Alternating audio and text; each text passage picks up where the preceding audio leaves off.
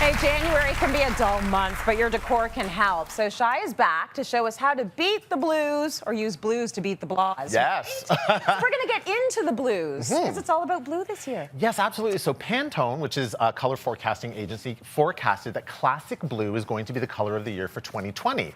Now, you think blue, automatically you think, oh, it's kind of blah, blah. Right. But we're going to show how you can actually use blue to beat those blahs, right? Yes. Okay. So we actually, first of all, also match it up to a Benjamin Moore color because Pantone isn't an actual color. Blueberry Hill is the Benjamin Moore equivalent. And this is something that you can use in your space as your inspiration. Beautiful. It's a really beautiful blue. And you know what? It's vibrant. Yes. There's nothing blah about that blue. But see, there you go. That's a great point because it's really all about choosing the correct color, choosing the correct blue to use in your space.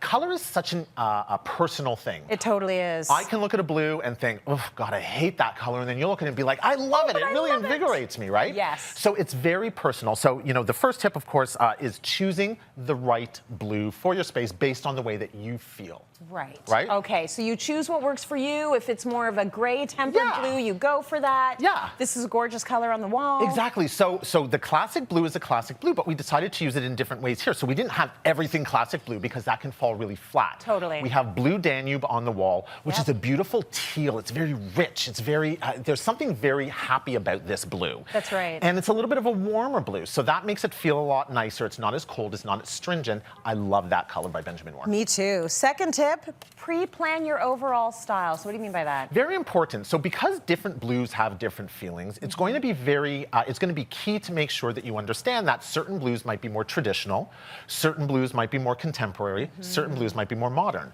So depending on what your overall style is going to be, that's the blue that you're going to choose that's going to, you know, kind of work well. I mean, Benjamin Moore makes it really easy because they choose names, for example, like Royal Blue. Well, you know that's going to be a little bit more traditional, a little bit more, right?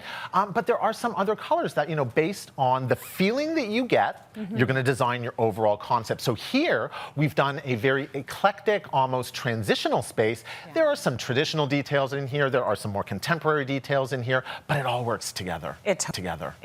Okay, cool versus warm blues. This is an important one. This is a really important one because this is usually where I'll look in a space and someone will say, you know what, I took your tips, I chose a blue, but something doesn't feel right. And it's usually the fact that they don't know how to choose a cool versus warm. So the first thing to understand is that blue in and of itself is a cold color. It's a cool color.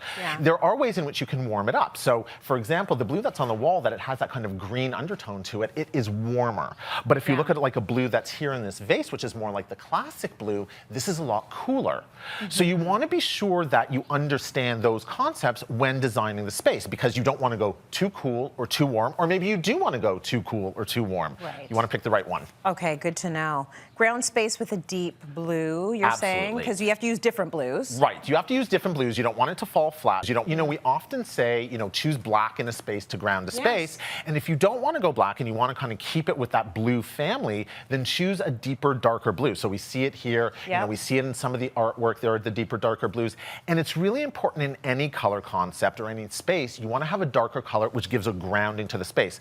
Otherwise, the space feels very airy in the sense that your eye cannot concentrate on one thing and you start to actually get a headache. So you want to choose a deeper, darker blue. Yeah, it just floats away. Just floats away. Everything's just too light. Nothing's grounding it. Paying attention to the undertones is kind of like that. It's the same sort of tip, right? Exactly. So the undertones, people don't understand what the undertone is. So the undertone could be in blues. It's usually greens or grays. Greens will make it warmer. Grays will make it cooler. So what do you want to achieve? Are you looking for that cooler space? Are you looking for that warmer space? It's really, really key to look at the undertone. See, you thought blue was all simple. Look at all of this science behind it.